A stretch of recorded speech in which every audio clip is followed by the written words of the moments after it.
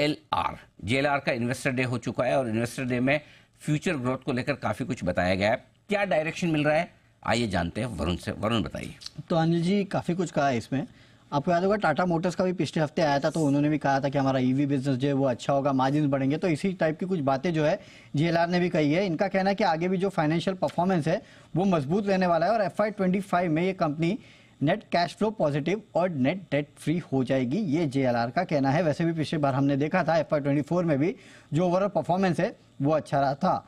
ROC PAT में अच्छी खासी बढ़ोतरी होगी। वर्किंग कैपिटल कम करने पे इस कंपनी का पूरा फोकस होगा। FY26 में एबिट मार्जिन जो है करीब 10% के आसपास रहेंगे और लॉन्ग टर्म में इनका टारगेट है कि 15% के एबिट मार्जिन रखने का। FY24 में मैं आपको बता दूं करीब 8.5% के आसपास के एबिट मार्जिन थे, यानी कि FY26 में 1.5% की बढ़ोतरी और लॉन्ग टर्म में अगर आप देखेंगे तो ये ऑलमोस्ट दुगने होने वाले हैं, क्योंकि 8.5% अभी है, लॉन्ग टर्म में 15% यानी कि 6.5% के आसपास की बढ़ोतरी जो है वहां पे देखने मिलेगी, ये JLR का कहना है। अगर आप बाकी चीजें देखेंगे इस कंपनी की तो रेवेन्यूज इनका टारगेट है FY25 का 3.1 लाख करोड़ रुपीस लाख करोड़ के आसपास का। FY24 में 3.07 लाख था और लॉन्ग टर्म में 4 लाख करोड़ के ऊपर का है। इन्वेस्टमेंट्स भी अच्छे खासे करने वाले हैं ये। FY27 में 37,000 करोड़ रुपीस के आसपास, जबकि FY24 में 35,000 करोड़ था और इसके लिए फ्री कैश फ्लो FY25 में थोड़ा कम भी होगा। FY24 में 24,000 करोड़ रुपीस के आसपास था, अब ये 19,000 करोड़ के आसपास आएगा। लेकिन लॉन्ग टर्म में अगर आप देखेंगे तो फिर से 32,000 करोड़ रुपए के आसपास जा सकता है, ये इनका कहना है। FY25 में ROC 22% से ज्यादा रहने का लक्ष्य है, जबकि FY24 में ROC जो है 21.3% के आसपास का था। सप्लाई चेन की दिक्कतें जो है वो अब कम हो रही है, तो बैक ऑर्डर जो है वो कम होते हुए इस कंपनी के नजर आ रहे हैं। तो काफी सारे पॉइंट्स है जो कि कंपनी ने हाईलाइट किए हैं FY25, 26 और साथ ही साथ अपने लॉन्ग टर्म टारगेट्स जो है वो भी इस कंपनी ने सामने रखे हैं। और वैसे भी ब्रोकरेज हाउसेस बुलिश है, तो एक अच्छा एनालिस्ट डे के बाद जो प्रेजेंटेशन आया है JLR की तरफ से वो नजर आ रहा है। तो टाटा मोटर्स के बाद JLR भी यहाँ पे जो है इन्वेस्टर्स को बड़े रिटर्न्स देने के लिए तैयार हो रहा है।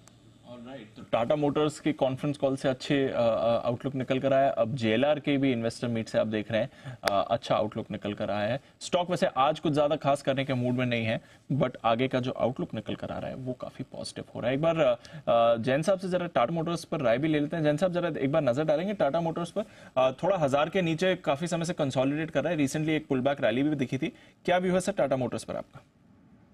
नहीं, टाटा मोटर्स पे मैं बुलिश हूं। वैसे तो देखिए सारा ही ऑटो सेक्टर काफी अच्छा परफॉर्म किया और इस बार एक जबरदस्त रैंक आउट परफॉर्मर पूरा सेक्टर रहा। और फिर जब Hyundai का IPO का अनाउंसमेंट हुआ है तो मुझे लगता है कि ये सारे स्टॉक्स, भले टाटा मोटर्स हो, M&M गजब का चला ही है, मारुति, ये सब सुर्खियों में रहेंगे। और आपने सही कहा 1000 के नीचे चल रहा है, बट ओवरऑल जो भी न्यूज आ रही है, न्यूज फ्लोज पॉजिटिव है, डेट्स को कम करने की बातें कर रहे हैं और EV और रिलेटेड जो न्यूज है, तो मुझे लगता नहीं है कि टाटा मोटर से निकलना चाहिए। जिनको लेना है वो कहीं ना कहीं स्टैगर्ड में मैं बाइंग करे। मुझे ऐसा लगता है आने वाले दिनों में Tata Motors will continue out performing this sector. और इससे रिलेटेड मैंने ऑटो इंसुलरी कंपनीज भी इनफैक्ट रिसेंटली रेकमेंड किया था। जेम्स में भी ऑटोमोबाइल कॉर्पोरेशन ऑफ गोवा, फिर ऑटोमोटिव स्टम्पिंग्स, ये सब किए थे, तो वह सब भी बढ़िया कंपनीज है।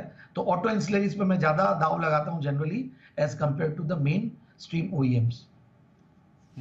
तो ऑटो एंसिलरी स्टॉक्स पर भी रखिए नजर, वहां पर भी आपको अच्छा एक्शन बनते हुए दिखेगा।